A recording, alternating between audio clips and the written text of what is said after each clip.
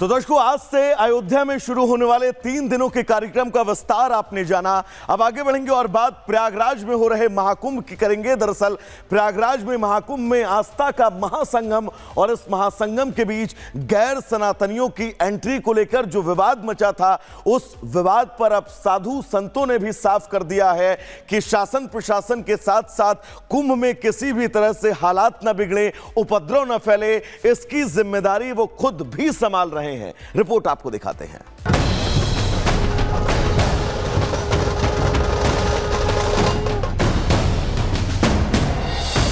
प्रयागराज में महाकुंभ को लेकर तैयारियां जोरों पर हैं। सीएम योगी आदित्यनाथ कुंभ को भव्य बनाने में कोई कोर कसर नहीं छोड़ना चाहते।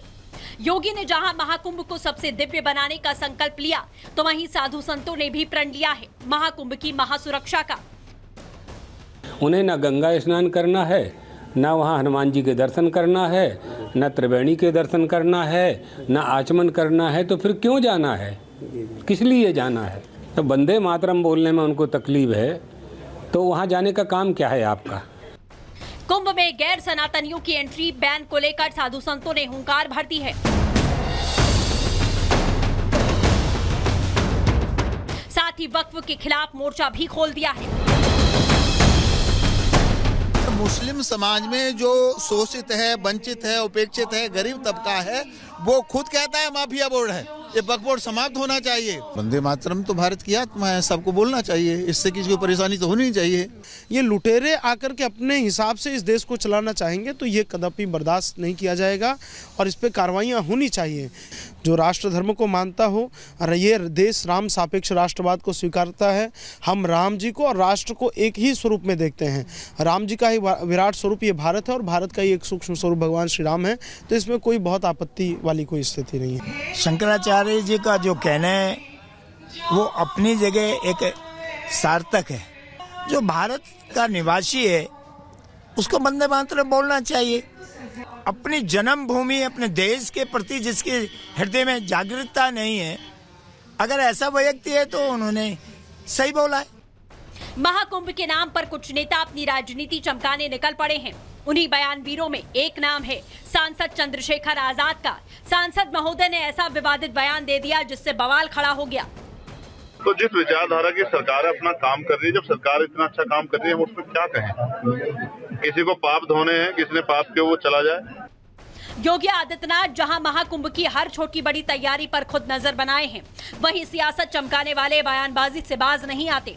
इन बयानवीरों को जवाब देने के लिए महाकुंभ में आए वो हजारों साधु संत मौजूद हैं, जिन्होंने सनातन रक्षा का प्रण लिया है।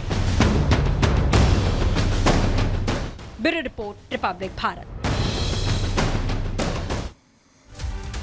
और अब बात कृष्ण जन्मभूमि की, तो मथुरा के कृष्ण जन्मभूमि की मुक्ति के लिए आज से हस्ताक्षर अभियान का आगाज होने वाला है। और सबसे बड़ी बात कि मथुरा से लेकर महाकुंभ तक यह अलख जगाई जाएगी। कहा यह भी जा रहा है कि महाकुंभ में जो साधु संत हैं, इसे लेकर महासंवाद भी करने वाले हैं। रिपोर्ट आप सबको दिखाते हैं।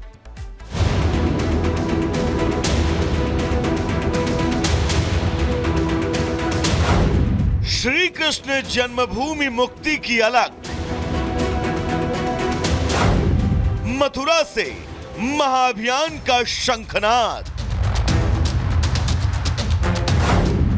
महाकुंभ में साधु संतों का महासंवाद।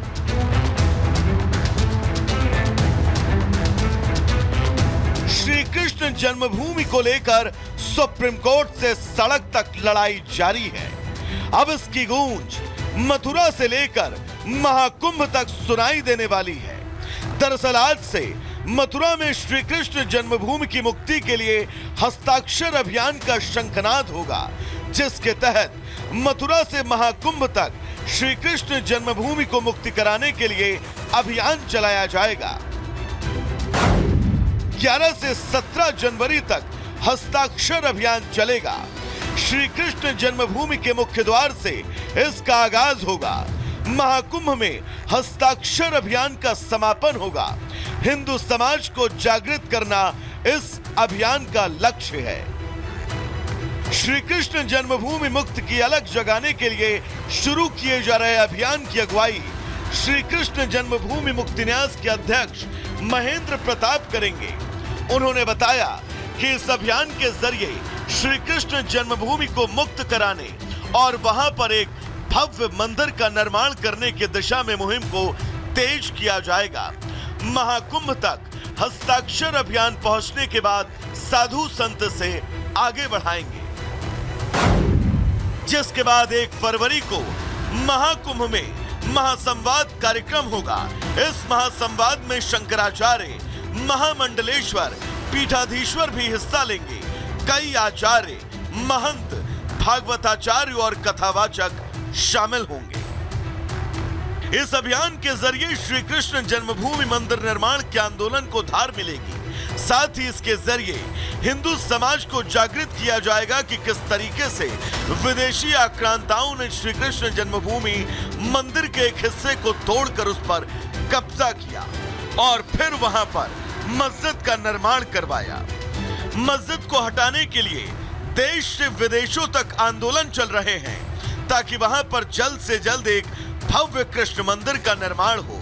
श्री कृष्ण जन्मभूमि मामले को लेकर सुप्रीम कोर्ट में भी सुनवाई चल रही है। 10 जनवरी को भी सुप्रीम कोर्ट में इस मामले में सुनवाई हुई। सुप्रीम कोर्ट ने हाई कोर्ट के आदेश में हस्तक्षेप करने से इनकार किया। सुप्रीम कोर्ट ने मामले में एक साथ सुनवाई को बेहतर विकल्प बताया। मामलों को एक साथ जोड़ने से दोनों पक्षों को ही फायदे की बात कही। अब अप्रैल के पहले हफ्ते में सुप्रीम कोर्ट में इस मामले की सुनवाई होगी। अब एक और जहां इस मामले को लेकर सुप्रीम कोर्ट में सुनवाई चल रही है, तो वहीं मथुरा से शुरू हो रहा हस्ताक्षर अभियान श्री कृष्ण जन्मभूमि मंदिर के निर्माण के लिए मील का पत्थर साबित हो सकता है। साथ ही इस अभियान और महासंवाद के जरिए दुनिया भर में यह संदेश भी जाएगा कि अब हिंदू समाज जाग गया है और वो अपने हक के लिए लड़ने से पीछे नहीं हटेगा।